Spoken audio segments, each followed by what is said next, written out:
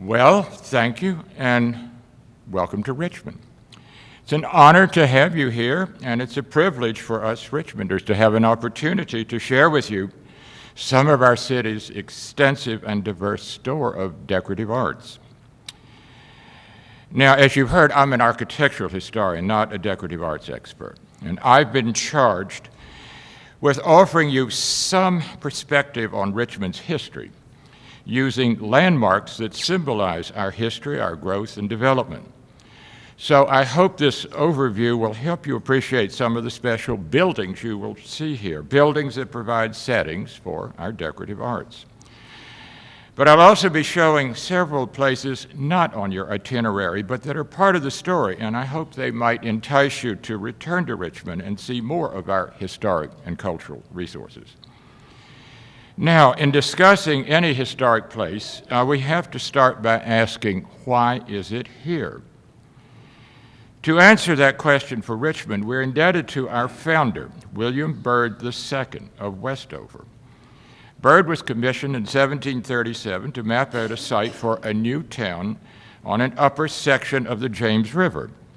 And the story is that Byrd hiked up a promontory now called Libby Terrace, and beheld a panoramic view of the bend of the James River below. Struck by that prospect, Byrd observed that the view was nearly identical to the bend of the Thames from Richmond Hill outside London, a site he knew well. So then and there, Byrd determined that the name of the town he was founding here should be Richmond. Even today, the views are nearly identical. Now, outlined on this 19th century map is the grid of Richmond's original core surveyed by Byrd. The site was chosen because it was on the fall line of the James, meaning that the river is navigable from the Atlantic to this point. Further navigation upstream was blocked by more than 2 miles of whitewater rapids. The rapids were eventually skirted by the James River and Kanawha Canal, and a portion of the canal has been restored through downtown Richmond. Well, the town of Richmond grew steadily. The lots were filled in with residences and warehouses, yet only one colonial period house survives in the original core, the 1754 Old Stone House. Now, this diminutive dwelling has long served as the Poe Museum, commemorating Edgar Allan Poe, who spent his youth in Richmond as the foster son of John and Frances Allan. Now, the town of Richmond was formally incorporated in 1742, but it was preceded by 1 year with the completion of St. John's Church, an Anglican parish church, crowning the city's highest point. The original portion of the church was a simple rectangle, now serving as the transepts for the present church. And the original entrance to that colonial portion of the church is outlined here. Well, the church's footprint was first increased with extra seating in 1773, and this provided sufficient accommodation for an impromptu gathering of the Virginia Convention in 1775. This convention of Virginia's colonial leaders met to deliberate how Virginia should deal with British aggression then taking place in Massachusetts. And it was at that meeting in St. John's Church that Patrick Henry delivered his unforgettable liberty or death speech, a clarion call for independence and an inspiration for opposing tyranny anywhere ever since. And I well remember the 1989 Tiananmen Square revolt in China and seeing in the news protesters holding a placard stating liberty or death. And we're witnessing that same determined sentiment in Ukraine today. Well, the area around St. John's Church, named Church Hill, developed into one of Richmond's most fetching historic neighborhoods. Its many blocks have a mix of 19th and early 20th century houses in a variety of styles. Now, in 1780, Virginia's seat of government relocated from Williamsburg to Richmond. Richmond was more centrally located, and it offered better protection from British hostilities. The Revolutionary War was on then. And the Virginia General Assembly met provisionally in a long-gone commercial building at 14th and Main Street. And this is the only image of it we have. And it was in this building in 1786, some years later, that the Virginia General Assembly passed Thomas Jefferson's Statute for Religious Freedom. And this was the first time in the history of the world that a democratically elected government legally sanctioned religious freedom. And the passage of that act is commemorated by the First Freedom Center on that same site downtown. And I think it's worth recalling a pertinent section of the act. Quote, being enacted by General Assembly that no man shall be compelled to frequent any religious worship, place, or ministry, and that all men shall be free to profess and by arrangement maintain their opinions in matters of religion, and that the same shall in no way diminish, enlarge, or affect their civic capacities, unquote. The essence of that act was later incorporated into the First Amendment of the Constitution, guaranteeing religious freedom to all citizens throughout the nation. And we realize the significance of Jefferson's statute when we ponder the incessant religious strife suffered in many countries over the centuries, even as we speak, countries and societies using religion as a weapon for oppression. Okay, enough history. We need to look at some of the buildings you will see on your Friday downtown accordion tour. Now, I'm still showing this building here to make the point that although the Virginia State Capitol may be the last site you will visit on your accordion tour, I'm going to discuss it first for the sake of chronology. Now, this incommodious character of this temporary quarters forced the Assembly delegates to seek an architecturally suitable Capitol building. Fortunately, key delegates were aware of Thomas Jefferson's interest and knowledge of architecture and invited Jefferson to provide a design.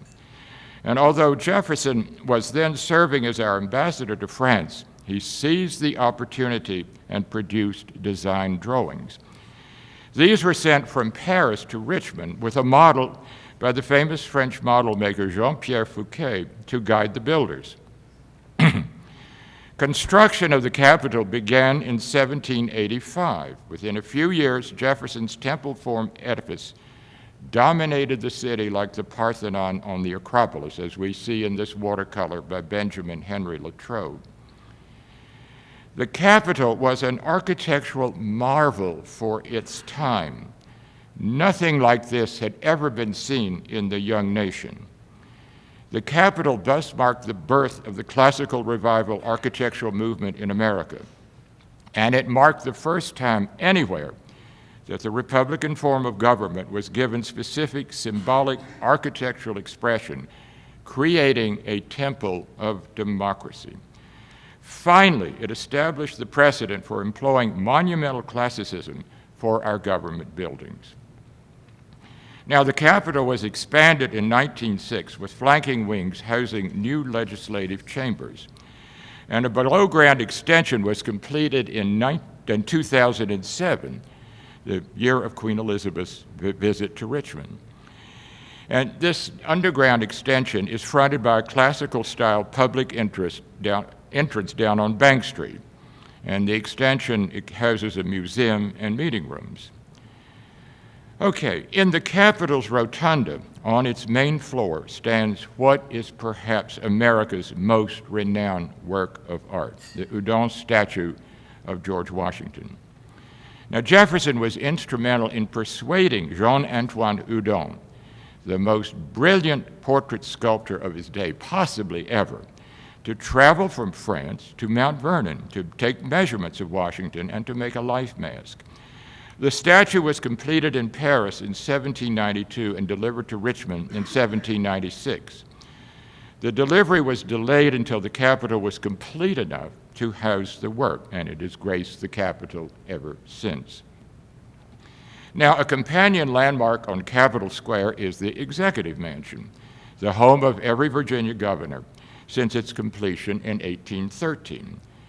The mansion is a skillful essay in the federal style, and it is the country's oldest purpose-built governor's mansion.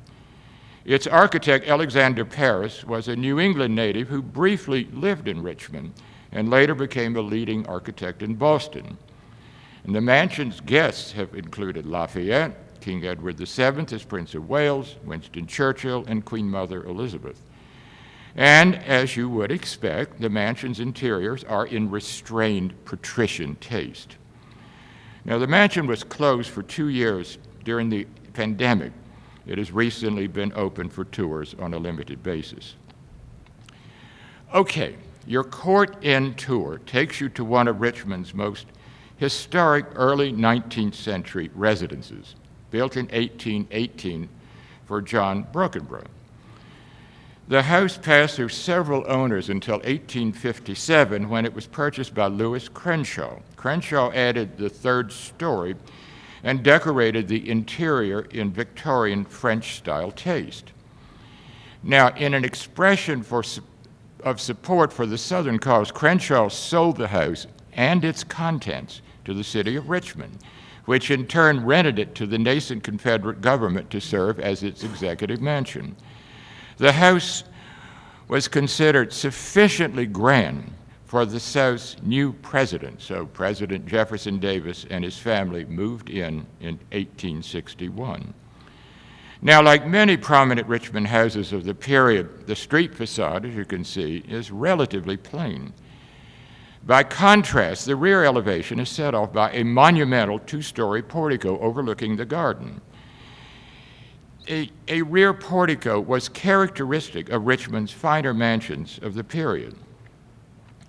Now, whatever you may think of the Confederacy, as decorative arts aficionados, I hope you will appreciate the mansion's interiors, the result of an extensive and carefully researched restoration completed in 1988, directed by the late Samuel Dornsife, whose name may be familiar to some of you, a great expert in Victorian decoration. Well, the rooms preserve numerous pieces of Crenshaw furnishings used by President Davis and his family. And the spacious dining room is where Jefferson Davis more often held meetings around the table rather than formal dinners. There was a war on. And the table here is original to the room. It's a Crenshaw piece, as are many other items of furniture around the house. And the room's sumptuous curtains are copied from one original set that fortunately survived, and they are the finest quality you could have for the period. The parlor opposite is fitted for summer with slip covers protecting the chair's damask. Well, now the covers may have been removed by the time of your visit. It's now fall. Now, the frock wallpaper here is copied from a fragment of the original, and the pier mirror is original to the room as well. Now, I could tell you much more about the interiors, but the guides here are very well informed about the mansion's contents.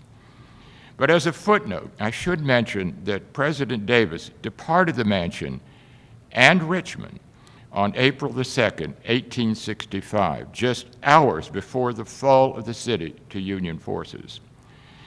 2 days later, on April the 4th, President Abraham Lincoln visited the mansion during his brief tour of the conquered city, and Lincoln was assassinated just 10 days later. Now, a foremost landmark of Court Inn is, of course, the 1812 John Wickham House, a National Historic Landmark now part of the Valentine Museum Complex, Richmond's official history museum. We see the mansion's Clay Street entrance front, a restrained but carefully articulated Federal-style work. It was long thought that the Wickham House was designed by Robert Mills. However, some years ago, the original architectural drawing of the facade by Alexander Paris surfaced among Paris's papers in the American Antiquarian Society in Worcester, Massachusetts. And you recall that Paris was also the architect of the governor's mansion. Now, instead of a garden front portico like the Brockenbrough House, the Wickham House garden front is skirted by a gracious veranda extending the length of the elevation. You'll be having lunch in the garden here, so take time to admire this handsome architectural feature. The Wickham House interior is furnished with high-style federal pieces, some original to the house, including the Baltimore banquet table seen here, and the portraits of Mr. and Mrs. Wickham flanking the mantel.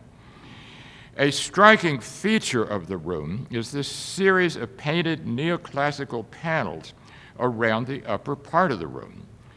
They had long been painted over and forgotten until some 30 years ago when former director Jack Zemer noticed some odd little ridges in the paint surface. Soon, careful examination revealed the existence of the panels. Most were too deteriorated to be restored, so they were copied. However, one panel survived sufficiently intact beneath later paint so that it could be conserved and displayed. You see it above the sideboard here. The figures here are based on a Piranesi engraving of an ancient Roman marble panel surviving in the garden of Rome's Villa Aldobrandini. Now, the Wickham House parlor walls are also decorated with rediscovered murals. These feature classical figures based on designs by the English architect Thomas Hope. And the pair of Languier card tables flanking the mantel are original to the house, owned by the Wickhams. The Wickham House and the Associated Valentine Museum, I trust, will be a special treat for you. Now, on your walking tour of Court Inn, you will see exteriors of several important historic landmarks. A significant historic residence on your tour is the late Georgian house, built in 1790 to serve as the home of John Marshall. Marshall presided as the Chief Justice of the U.S. Supreme Court from 1801 until his death in 1835. He remains the longest-serving Chief Justice and is regarded as the most influential justice to sit on the court. Now, the house is owned and exhibited by Preservation Virginia. Another prominent Court Inn landmark is the 1840 Old First Baptist Church, a Fourth-Rite Greek Revival work now serving as a student center for Virginia Commonwealth University's surrounding hospital complex. I might say sprawling hospital complex. Its architect, Thomas U. Walter, is renowned as the designer of the nation's most famous historic structure.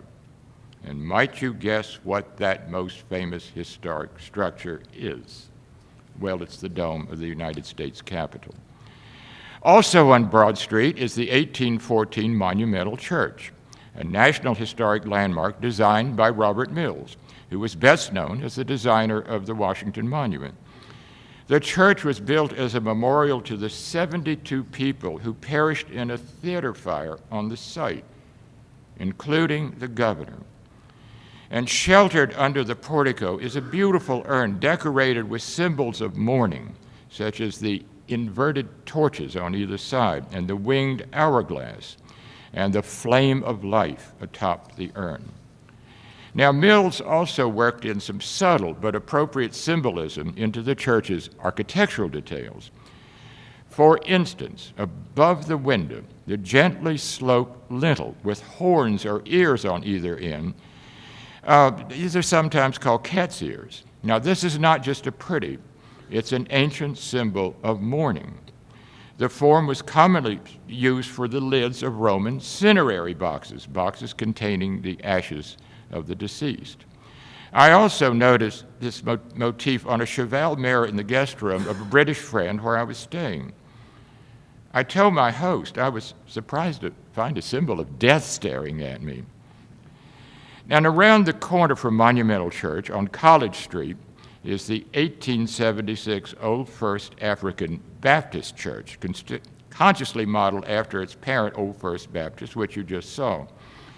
The congregation was formed in 1841 and originally included both slaves and free blacks as members. The building now houses offices for the hospital complex.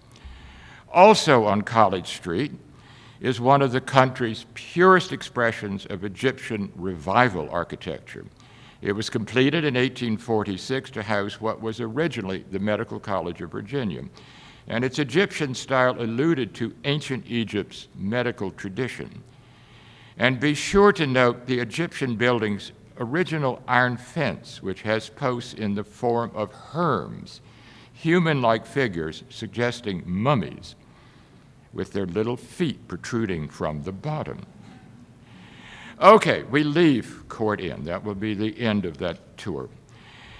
And while it's not formally on any of your tours, I feel I must mention what is certainly Richmond's most famous historic neighborhood, Monument Avenue, one of the nation's great Beaux-Arts boulevards, and one that was much in the news for the past 2 years.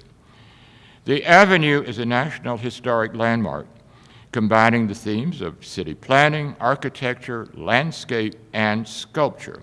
At strategic points along its course were erected monuments honoring Confederate heroes, Lee, Stewart, Stonewall Jackson, Jefferson Davis, and Matthew Fontaine Maury. The monuments were important works of art, but in recent times they began to be viewed by many of our citizens more as symbols of oppression and white supremacy. Last year, rioters, fueled by George Floyd's death, undertook defacing the monuments and even tried to topple them over. Now, such activity posed serious safety and security threats, prompting the city to remove all of the Avenue's Confederate monuments except for the state-owned Lee Monument, and the state removed the Lee Monument several months later.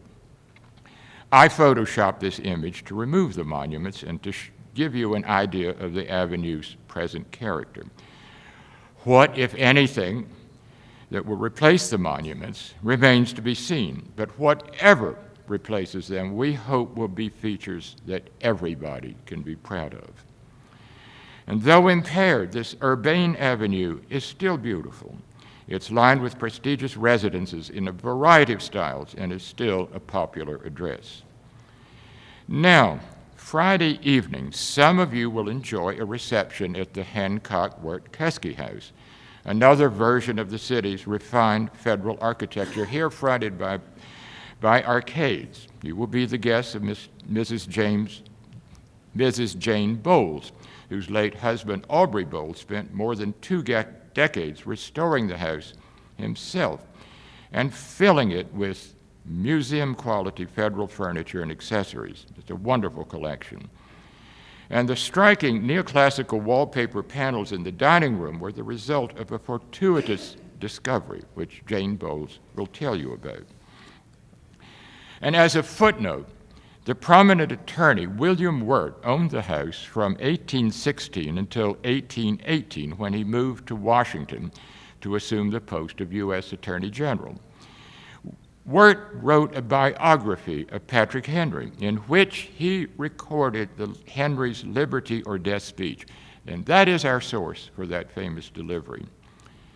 Now, on Saturday evening, some of you will be attending a reception at the Cole Diggs House, headquarters of Preservation Virginia, the state private preservation society.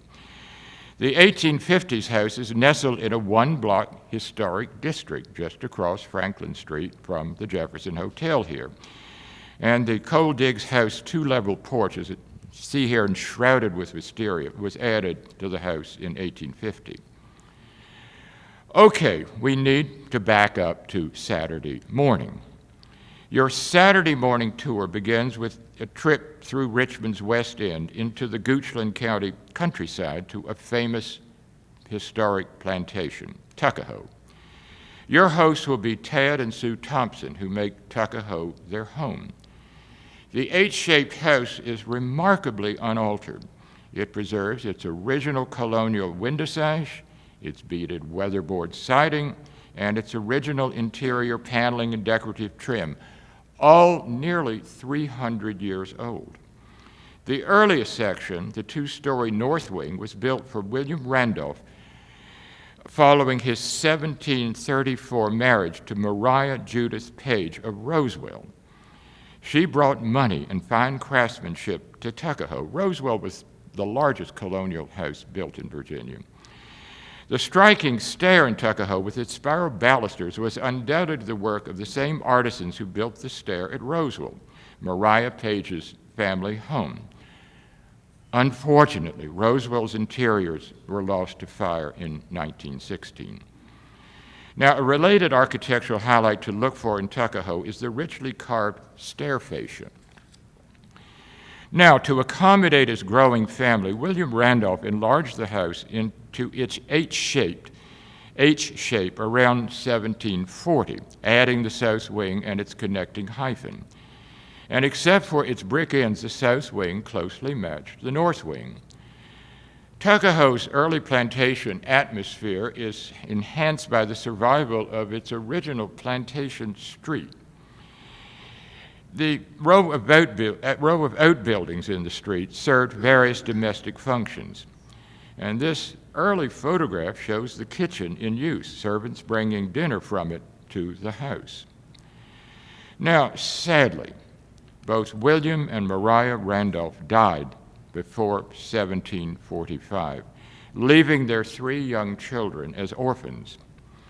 William Randolph's will specified that his friend Peter Jefferson and Peter's wife Jane Randolph, who was William Randolph's first cousin, should come to live at Tuckahoe to help raise the orphaned Randolph children.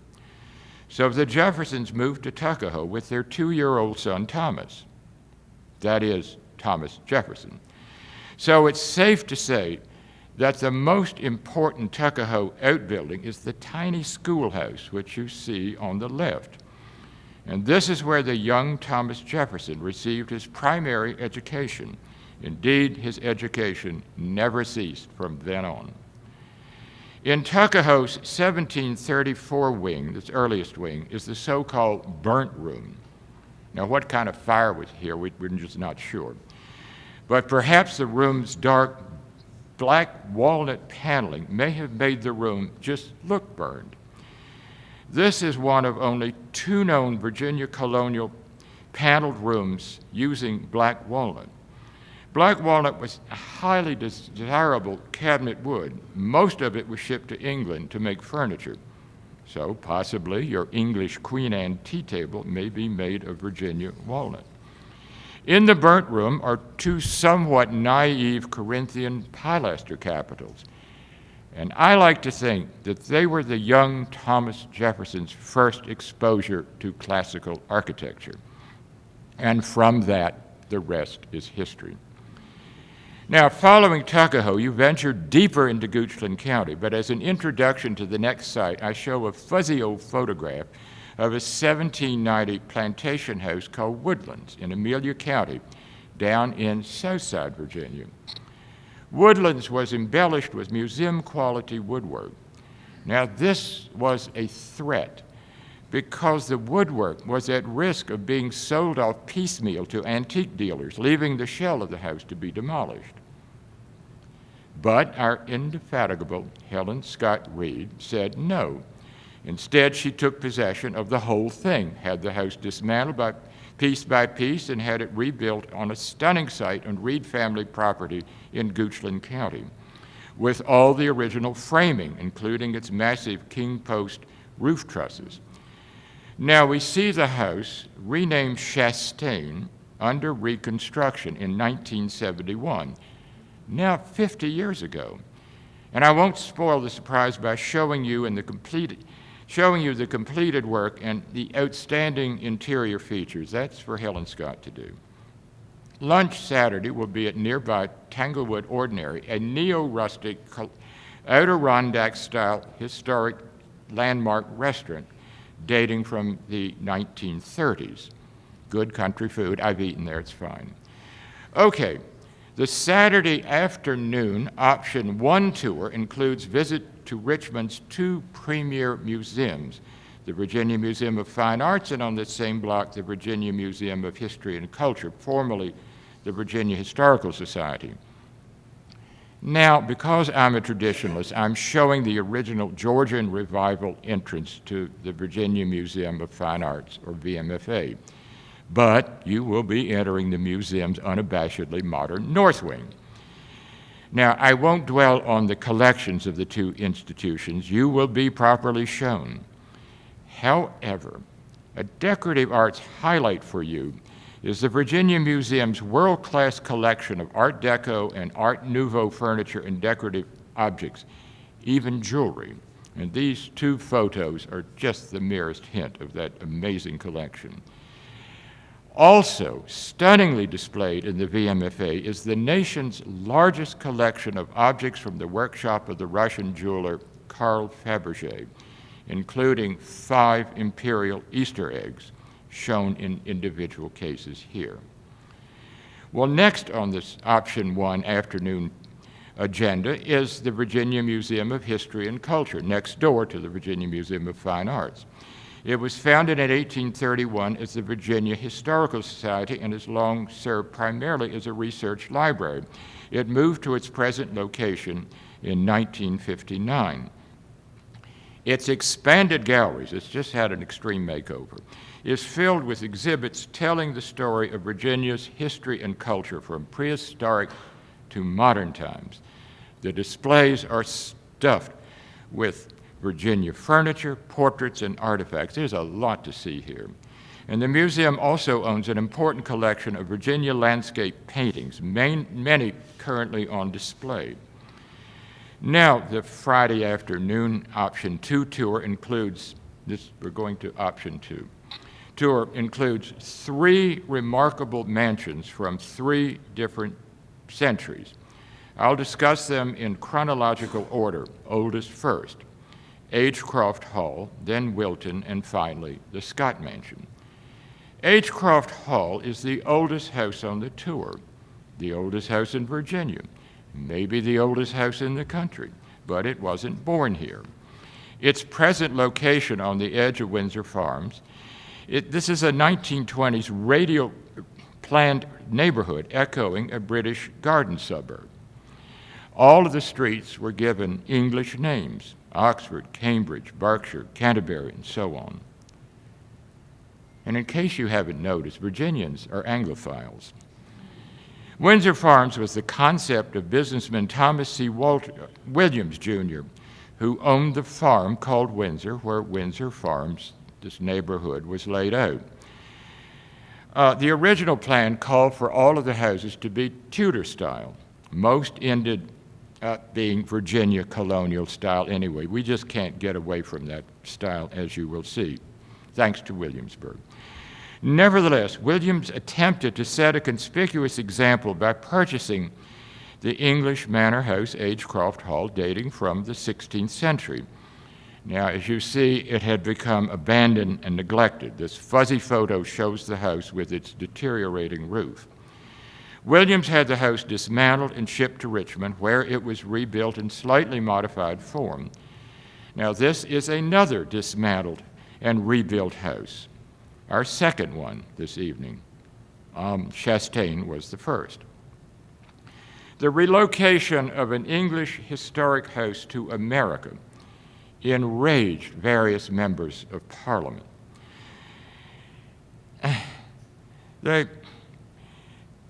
They were so enraged that they attempted to pass legislation forbidding Americans from looting their heritage, but it didn't really work. We still get stuff from them. Now, once erected, it was the plan of Williams and his wife to have the house eventually become a museum where Americans could learn about Virginia's English antecedents, and that has happened. Now, we have a pre-move photo of a section of Agecroft showing its complex half-timbering in the gables and the large expanses of leaded casement windows.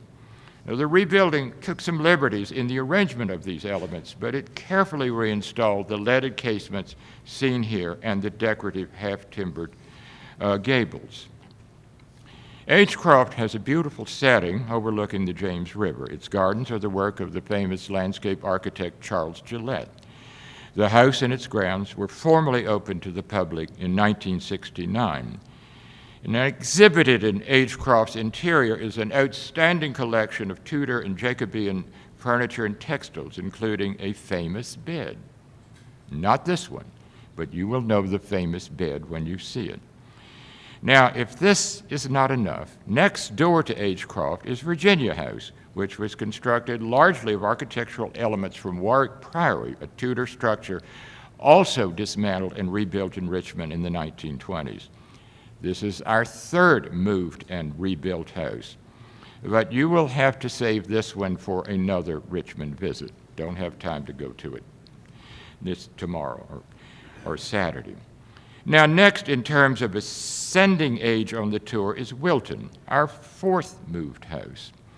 Wilton is a classic example of formal colonial Virginia architecture. The 1750s house was the seat of the Randolph family, who were kin to everybody. The house originally stood on a site overlooking the James River several miles from downtown, or downstream from Richmond. Here we see it on its original site in the 1920s. Now, because of threatened industrial development of both Wilton's site and its surrounding lands, the colonial dames purchased the house in 1933. The land could not be bought. The house had to be removed. The dames thus had the house dismantled and carefully re-erected on a new site overlooking the James in Richmond's West End. And the accuracy of the rebuilding preserved the mansion's architectural integrity. Wilton's interior boasts some of the country's finest colonial paneling. Every room was fully paneled, even the closets. All of the paneling survived and is to be seen in the house today. And outstanding is the parlor paneling seen here, complemented by an important collection of American 18th century furnishings, including several Randolph pieces. So please look closely at the paneling's beautiful joinery when there.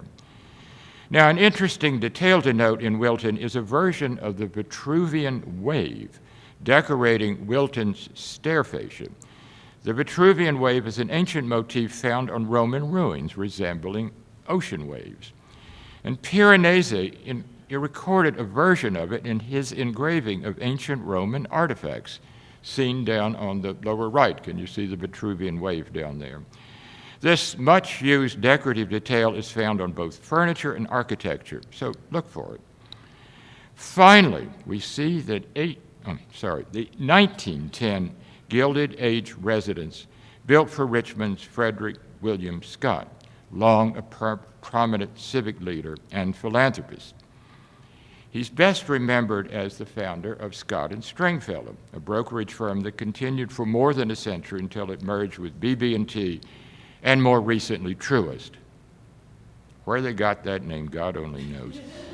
Well, needing adequate shelter for his growing family, Scott commissioned the local architectural firm of Nolan and Baskerville to design a suitably dignified and commodious residence on Richmond's prestigious Franklin Street.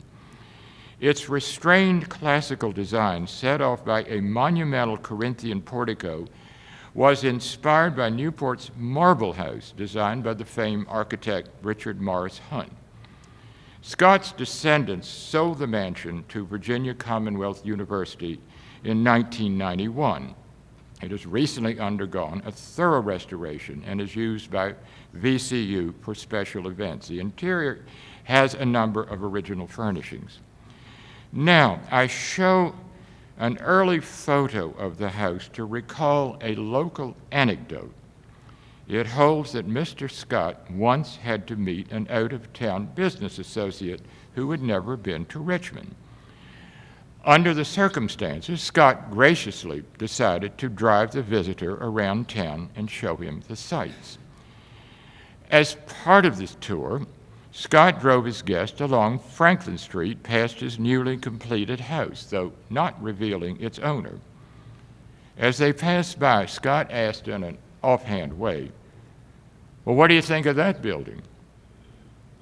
The associate replied, "Well, that's a hell of a place to build a post office." Well, this concludes our architectural foretaste of Richmond, and I hope these images and comments will give you a more informed eye when you visit the carefully chosen sites on your tours, and will entice you to return to Richmond someday to see many more of the cultural resources the city has to offer. Thank you.